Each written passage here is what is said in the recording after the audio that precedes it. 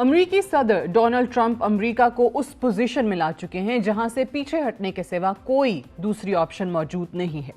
طاقت کے نشے میں دھت امریکی صدر ایک وقت میں کئی محاذوں پر الجھ بیٹھے ہیں اور کسی بھی محاذ پر سرخرو ہوتے ہوئے دکھائی نہیں دے رہے۔ امریکی صدر کی ہر پالیسی امریکہ کی مشکلات میں اضافے کا سبب بن رہی ہے۔ روس یوکرین جنگ منطقی انجام تک پہنچتی ہوئی دکھائی نہیں دے رہی۔ یورپی اتحادی دور ہو چکے ہیں۔ گرین لینڈ اور پینما کینال پر امریکی صدر کی پالیسی سب کے سامنے ہے۔ چین کے ساتھ ٹریڈ وار نئی بلندیوں کو چھونے لگی ہے۔ اسرائیل کی محبت میں غزہ پر قبضہ کرنے کے پلان کے ساتھ امریکی صدر دنیا اور مغربی ممالک کی عوام کی نظروں میں ایک بلی کی حیثیت اختیار کر چکے ہیں۔ ایران کے خلاف امریکہ کے ملٹری بلڈ اپ سے بھی ابھی تک کچھ حاصل نہیں ہوا۔ یمن پر چڑھائی بھی کسی کام نہیں آ رہی۔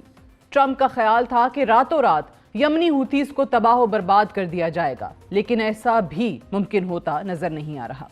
ہمارے آج کے ایڈیٹوریل کا موضوع بھی امریکہ کی یمن جنگ اور امریکی جنگ سے حاصل شدہ اہداف ہیں۔ سب سے پہلے امریکہ اور اسرائیل کے خلاف یمن کے اہداف کی بات کی جائے تو یمنی ہوتھیوں کا کہنا ہے کہ جب تک غزہ میں اسرائیل نسل کشی کی کارروائی روکتا نہیں ہے اور خوراک کی فراہمی کا سلسلہ شروع نہیں کرتا، صہیونی ریاست اور اس کے سپورٹرز کو بحر احمر کے استعمال کی اجازت نہیں دی جائے گی۔ امریکہ کے اہداف کی بات کی جائے تو امریکہ کا کہنا ہے کہ ہمیں بحر احمر کی بندش کسی صورت قابل قبول نہیں ہے۔ اگر یمن بحر احمر کی بندش ختم کر دیتا ہے تو یمن پر امریکی حملے روک دیے جائیں گے۔ لیکن یمن اور یمنی ہوتھی وہ واحد قوم ہے جو اس وقت فلسطین کی محبت میں کھڑی ہے اور فلسطین کی خاطر کسی بھی بڑے خطرے سے دوچار ہونے کے لیے تیار ہے۔ گزشتہ ماہ 15 مارچ کو امریکی صدر ڈونلڈ ٹرمپ کی ہدایات پر امریکی افواج نے آپریشن رف رائڈر کے نام سے یمنی ہوتھیز کے خلاف آپریشن کا آغاز کیا۔ آپریشن کو امریکی صدر ٹرمپ کی طرف سے پہلی باقاعدہ جنگ کے آغاز کا نام بھی دیا جا رہا ہے۔ حملوں کا مقصد یمنی air defence system, ballistic missile system کے ساتھ ڈرون لانچ سائٹس کو تباہ کرنا تھا۔ یمن پر امریکی حملوں کی خوب تشہیر کی گئی۔ حملوں کے آغاز کے وقت صدر ٹرمپ کی دیگر عہدیداروں کے ساتھ امریکی کارروائیوں کو مانیٹر کرنے کی تصاویر بھی جاری کی گئیں۔ امریکی صدر اپنے ایکس اکاؤنٹ پر حملوں کی ویڈیوز بھی جاری کرتے رہتے ہیں۔ لیکن یمن پر حملوں کے آغاز کو 15 اپریل کو ایک ماہ مکمل ہوگا، لیکن آج ایک ماہ سے قبل ہی امریکہ اور امریکی فورسز یمن کے خلاف ایگزاسٹ ہوتی دکھائی دے رہی ہیں۔ میڈیا کی خبروں کو دیکھا جائے تو امریکہ میں پریشانی پائی جاتی ہے۔ صدر ٹرمپ کے دعوے ہوائی ثابت ہو رہے ہیں۔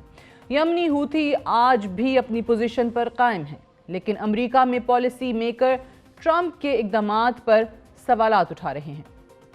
اخبارات کو دیکھا جائے تو CNN کا کہنا ہے کہ 3 ہفتوں میں یمن کے خلاف امریکہ کی فضائی بمباری کی کل لاگت $1 بلین سے بڑھ چکی ہے، جبکہ حملوں میں یمنی ہوتھیز کی صلاحیت کو کسی بھی قسم کا نقصان نہیں پہنچایا جا سکا۔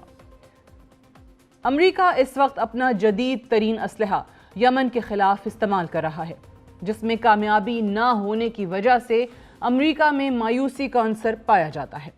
امریکی وزارت دفاع کو حملے جاری رکھنے کے لیے کانگریس سے مزید فنڈنگ کی ضرورت ہے، جبکہ کانگریس میں حملوں کو تنقید کا سامنا کرنا پڑ رہا ہے اور امریکہ کے نائب صدر JD وینس نے لیکڈ سگنل چیٹ میں یہ اعتراف کیا ہے کہ یمن آپریشن ایک غلطی ہے۔